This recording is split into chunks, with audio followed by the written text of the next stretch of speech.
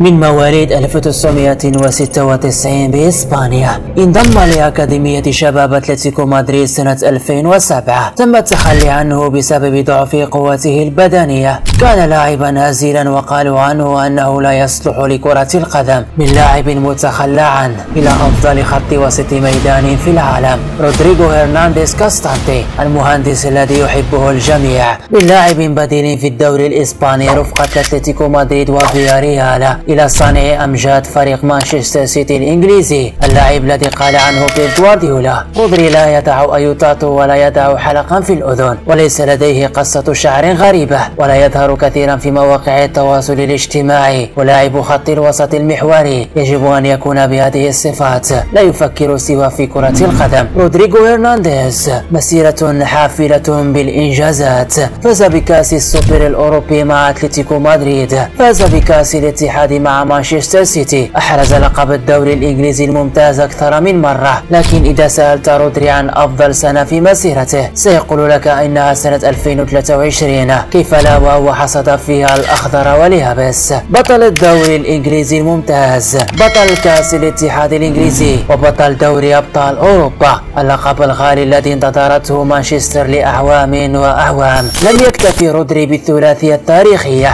بل أضاف إليها لقب غالي آخر، وهذه المرة رفقة منتخب بلاده منتخب لاروخا، والفوز بدوري الأمم الأوروبية أمام منتخب الكرواتي ليحرم لوكا مودريتش من باكورة ألقابه رفقة منتخب بلاده. رودري كان له دور كبير في كل هذه الإنجازات، أن تقصي كبار أوروبا تباعا، تنتصر على بايرن وتسجل هدفا من أهداف الزمن الجميل، أن تتأهل للنصف النهائي وتقابل من؟ ريال مدريد بتاريخه الكبير، أن تقصيه برباعية نظيفة، أن تتأهل للنهائي وتقابل الطليان بعزيمتهم وتحرز اللقب الغالي، وتكون أنت هو المسجل الهدف الوحيد في نهائي اسطنبول، أن تحقق كل هذه البطولات. ببساطة يجب أن تكون رودري. كل هذه الإنجازات جعلت من رودري واحدا من أفضل اللاعبين في العالم، لترشح غالبية الصحف العالمية لجائزة الكرة الذهبية لهذا العام. لكن المهمة لن تكون سهلة يا رودري، لأنه في الجانب الآخر يقف ميسي حاملا لمونديال الحلم في دولة الأحلام قطر. فزت أم لم تفوز يا رودري، تبقى من أمتع اللاعبين وأكثرهم تأثيرا في عالم المستديرة. إلى هنا نكون قد وصلنا لنهاية هذا الفيديو. موعدنا الأسبوع القادم فيديو جديد وبطل جديد وقصة نجاح جديدة. أراكم هناك بإذن الله. الله المعين.